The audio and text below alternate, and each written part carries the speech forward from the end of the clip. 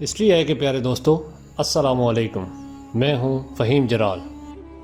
ناظرین گرامی، آج ہم آپ کو جس شہر گمشدہ کے بارے میں بتائیں گے وہ اس حوالے سے خصوصی دلچسپی کا حامل ہے کہ اس شہر کی دریافت نہ صرف حادثاتی طور پر ہوئی بلکہ ماہرین گزشتہ 2000 سالوں سے زمین کے مختلف گوشوں سے اس کا پتہ پوچھنے کی کوشش کر رہے تھے۔ گرامی، ہم نے آج کی زیر نظر ویڈیو میں رومن امپائر کے شہر گمشدہ کو اپنا موضوع سخن بنانے کی کوشش کی ہے، جس کو حضرت داؤد علیہ السلام کے زمانے سے منسوب کیا جاتا ہے،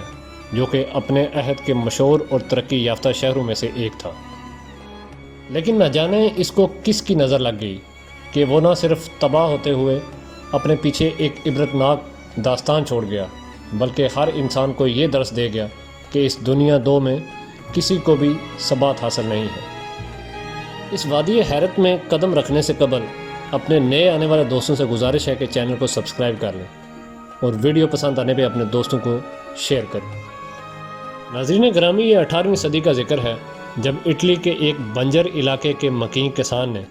اس علاقے میں پانی کے حصول کے لیے کنواں کھودنے کا قصد کیا۔ دوران کھدائی اس گڑھے سے پانی تو نہ مل سکا، مگر وہ انجانے میں ایک ایسے شہر کی دریافت کا سبب بنا جسے ڈھونڈنے کے لیے گزشتہ 2000 سالوں سے کوشش جاری تھی۔ جب اس کسان نے کھدائی کے دوران محسوس کیا کہ اس کے کنویں سے ایسی چیزیں برآمد ہو رہی ہیں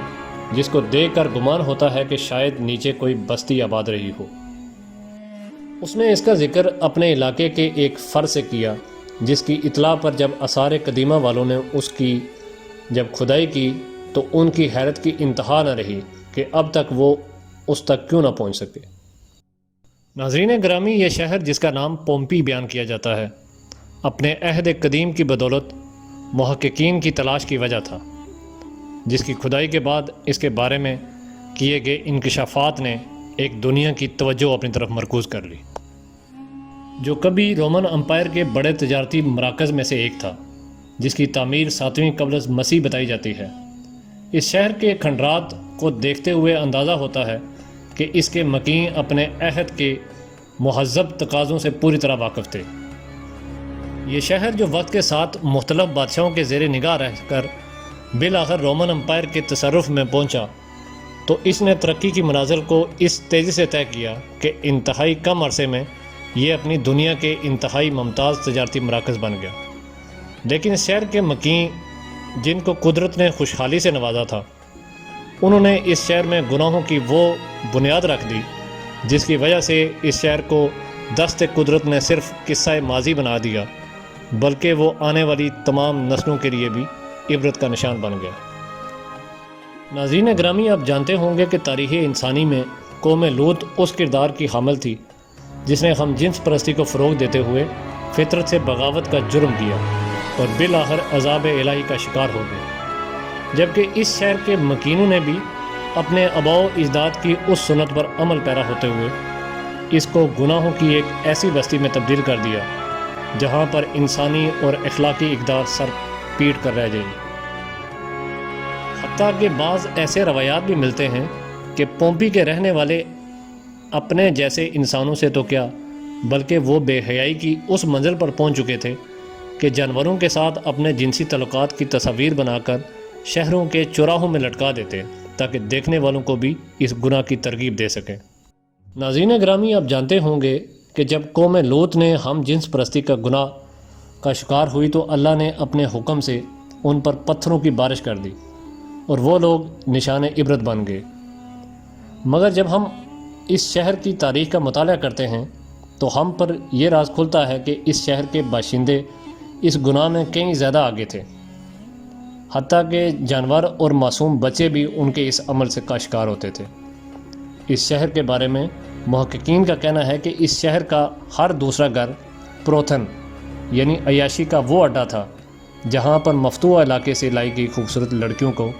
ہوس پرست مردوں کے سامنے پیش کرنے کا کاروبار کیا جاتا تھا۔ اور پھر ایک وقت ایسا آیا جب جسم فروشی جیسا مکروہ دھندا اس شہر کا نمایاں کاروبار بن گیا، اور ان حالات میں ایک جسم فروش لڑکی یا مرد کسی محنت کش کے مقابلے میں کئی گنا زیادہ سرمایہ کمانے لگتا تھا۔ اس کے علاوہ بھی اس شہر میں بے حیائی کے طریقے موجود تھے،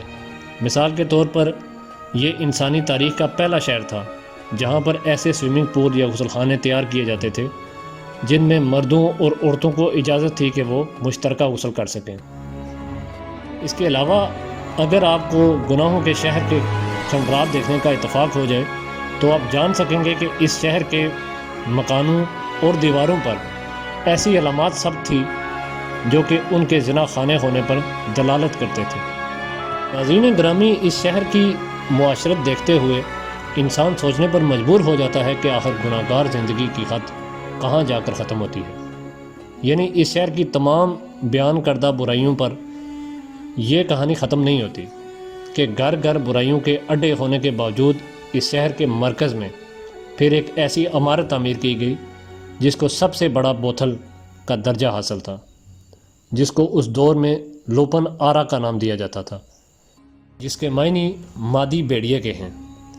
اس بروتھل کو زمانہ قدیم کا سب سے بڑا فحاشی کا اڈا مانا جاتا ہے، جو کہ 2 منزلہ عمارت تھی، جس کا نیچے والا حصہ عام لوگوں کے لیے مختص تھا اور اوپر والا حصہ شہر کے اشرافیہ کے لیے مخصوص کیا گیا تھا،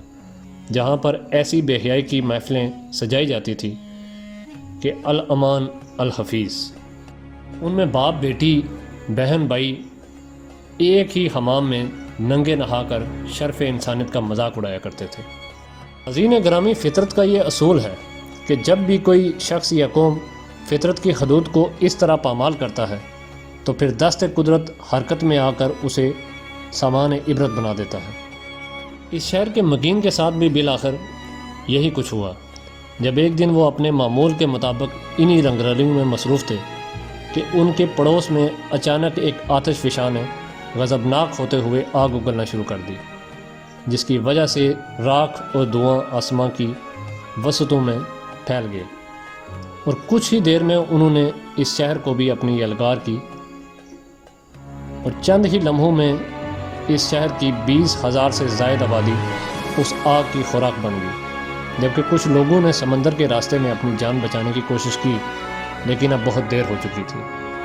آتش فشاں کے دہکتے ہوئے لاوے نے انہیں بھی جا لیا، اور قیاس کیا جاتا ہے کہ عذاب الہی کے نتیجے میں اس شہر کا کوئی بھی ذی روح زندہ نہ بچ سکا۔ جب 1748 میں اتفاقی طور پر اس کی دریافت ہوئی تو حیرت انگیز طور پر یہ شہر اور اس کے مکینوں کی لاشیں اسی حالت میں ملی جیسا کہ فطرت نے درس عبرت دینے کے لیے برسوں تک ان کی حفاظت کی ہو۔ ناظرین گرامی، امید ہے آپ کو آج کی ویڈیو پسند آئی ہوگی۔ اگر ایسا ہی ہے تو ویڈیو کو زیادہ سے زیادہ اپنے دوستوں کے ساتھ شیئر کریں، اور چینل پہ تمام نئے آنے والے دوست چینل کو سبسکرائب کر لیں تاکہ ہمارا آپ سے رابطہ بنا رہے۔ اگلی ویڈیو تک اپنے دوست فہیم جلال کو اجازت دیں۔ اللہ حافظ۔